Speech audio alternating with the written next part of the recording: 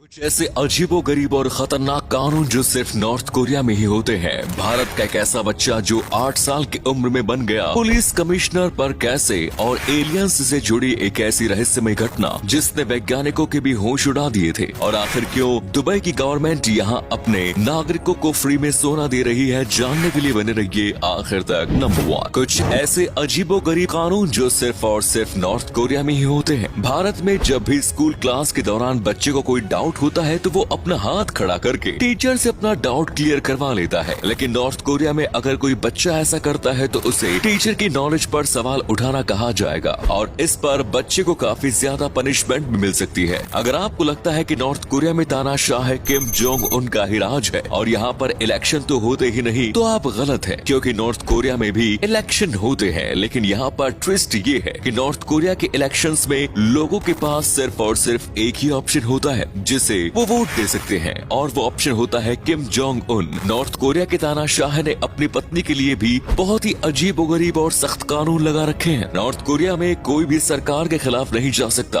अगर कोई सरकार के खिलाफ प्रदर्शन वगैरह करेगा तो उसे सीधा मार दिया जाएगा। नंबर 2, अभी आप अपने स्क्रीन पर जिस बच्चे को देख रहे हैं, इसकी उम्र सिर्फ 8 साल थी, लेकिन इतनी कम उम्र में ही एक कमिश्नर बन गया। हैदराबाद का रहने वाला ये बच्चा जो केवल 8 साल की उम्र में ही पुलिस कमिश्नर बन गया, जिसका नाम एम रूप अरुणा है। दरअसल 2016 की बात है। ये लड़का बड़ा होकर एक बहुत ही बढ़िया पुलिस कमिश्नर बनना चाहता था, लेकिन ये थैलेसीमिया नामक एक बीमारी से जूझ रहा था, जिसके कारण इसके शरीर में खून बनना बंद हो गया था और उसके शरीर में धीरे धीरे खून बिल्कुल खत्म होने लगा और इसके पास बस कुछ ही दिन बचे थे। इसकी इच्छा थी कि ये एक पुलिस कमिश्नर बने, और जब हैदराबाद पुलिस को ये मालूम चला तो उन सभी लोगों ने इसको एक दिन के लिए पुलिस कमिश्नर बनने दिया, जिसे देखकर हैदराबाद पुलिस की काफी तारीफ हो रही है। नंबर 3, एलियन से जुड़ी बहुत सारी घटनाएं हमारे सामने आती ही रहती हैं, जिनसे आए दिन नए खुलासे होते हैं। और ऐसी ही एक घटना आज से 61 साल पहले हुई थी। 14 अप्रैल 1961 में जर्मनी में एक शहर में कुछ ऐसा सामने आया जिसे देखकर वहाँ के लोगों को बहुत डर लगने लगा था, और उन लोगों की रातों की नींद भी चली गई, क्योंकि एक रात उन सभी लोगों ने आसमान में यूएफओ देखे जो एक दो नहीं बल्कि बहुत सारे थे, और वो एक दूसरे के साथ लड़ाई कर रहे थे, जिससे आसमान में बहुत सारी लाइटें दिखाई दे रही थी और ये बहुत ही नीचे की ओर लड़ाई कर रहे थे, जिसे देखकर वहाँ के लोग और ज्यादा डर रहे थे। और जर्मनी की इस घटना को जर्मनी की पुरानी किताबों में भी छापा गया,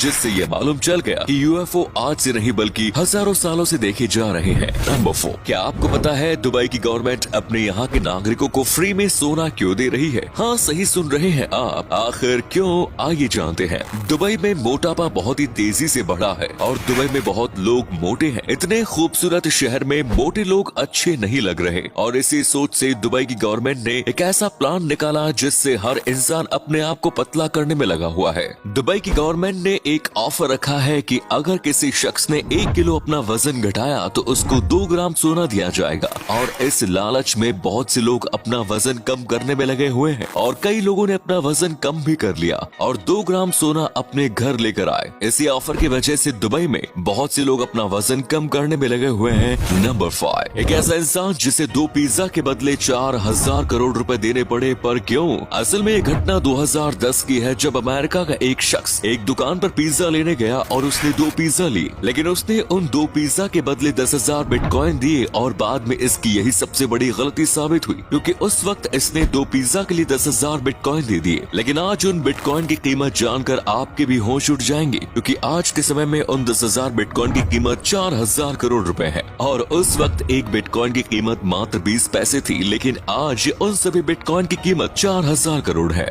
बाद में इस आदमी को अपनी गलती का एहसास हुआ, लेकिन तब तक बहुत देर हो चुकी थी। नंबर 6, ये बात तो आप सभी लोगों को मालूम है कि अगर पानी में बिजली का करंट छोड़ा जाए तो वो बहुत ही तेजी से फैलता है, और अगर किसी शख्स ने बिजली वाले पानी में हाथ टच किया तो उसको बिजली का झटका लगता है। पर क्या होगा अगर एक विशाल समुद्र में बिजली का करंट छोड़ा जाए? क्या समुद्र की सारी मछलियां मर जाएंगी, या तो फिर कुछ और होगा? दरअसल जब भी किसी समुद्र में बिजली का करंट छोड़ा जाएगा तो वो 1 से 2 मीटर की एरिया में बहुत ही तेजी से फैलेगा, और उसके संपर्क में आने वाली हर चीज जलकर राख हो जाएगी। हालांकि मछली नहीं, क्योंकि मछली पानी के काफी ज्यादा नीचे रहती है और बिजली का करंट ऊपर ही रहेगा। 500 से लेकर 600 मीटर की एरिया में ये करंट 2 से 4 वोल्ट तक ही रह जाएगा। मतलब अगर किसी समुद्र में बिजली छोड़ी जाए तो वो 1-2 मीटर तक ही फैलेगी, बाकी के एरिया में उसका असर देखने को नहीं मिलेगा। नंबर 7 दोस्तों, रोबोट ज्यादातर अमेरिका, चीन, जापान और भी बड़े बड़े देशों में बनाए जाते हैं और ये एक से बढ़कर एक रोबोट बनाने में सक्षम है। पर क्या आप जानते हैं कि हमारे भारत में भी एक ऐसा लड़का है जिसने 2013 में कोई पढ़ाई किए बिना ही एक रोबोट को बना दिया। ये देखकर भारत के साइंटिस्ट बहुत ज्यादा खुश हुए। दरअसल ये लड़का उड़ीसा का रहने वाला है जो 12th में पढ़ता है। इसने रोबोट बनाने की कोई पढ़ाई नहीं की थी, बल्कि इंटरनेट से सीखकर ही इसने एक बहुत ही बेहतरीन रोबोट को बना दिया। आपको बता दें कि इसको इस रोबोट को बनाने के लिए लगभग 4 लाख का खर्च आया और इसने इन रुपयों को इकट्ठा करने के लिए अपनी माँ के गहने बेच दी। लेकिन इसने एक ऐसा रोबोट बनाया जो अच्छों के पसीने छुड़ा देगा। दरअसल इसने ये रोबोट आर्मी डिफेंस के लिए बनाया था। और अगले फैक्ट पर जाने से पहले फोटो को ध्यान से देखिए, बताइए किसका फोटो दिखाई दे रहा है। इससे पता लगेगा आपका दिमाग और आंखें कितनी तेज हैं। मिलते हैं आपको 5 सेकंड्स। नंबर 8 तुर्की का रहने वाला एक ऐसा यूट्यूबर जिसने अपने आप को 6 घंटों के लिए एक कब्र में दफना दिया। लेकिन इसके आगे क्या हुआ आइए जानते हैं। ये बात है तुर्की की, जहां पर मोहम्मद नाम का एक यूट्यूबर रहता था। उसने अपने सब्सक्राइबर से एक वादा किया था कि अगर उसके चैनल पर 4 लाख सब्सक्राइबर हो गए तो वो अपने आप को कब्र में दफना देगा। जब इसके 4 लाख सब्सक्राइबर पूरे हुए तो इसने अपने वादे के मुताबिक अपने आप को 6 घंटे के लिए एक कब्र में दफना दिया। इसके बीच कोई हादसा न हो जाए, इसीलिए इसके ऊपर कैमरे से नजर रखी जा रही थी। और देखते ही देखते 6 घंटे बीत गए और अब मोहम्मद का चैलेंज पूरा हो गया। उनको निकालने के लिए सभी लोग आए और उनको उस कब्र से निकाल लिया गया। वो सही सलामत थे और इस प्रकार वो अपने चैलेंज में कामयाब हो गया।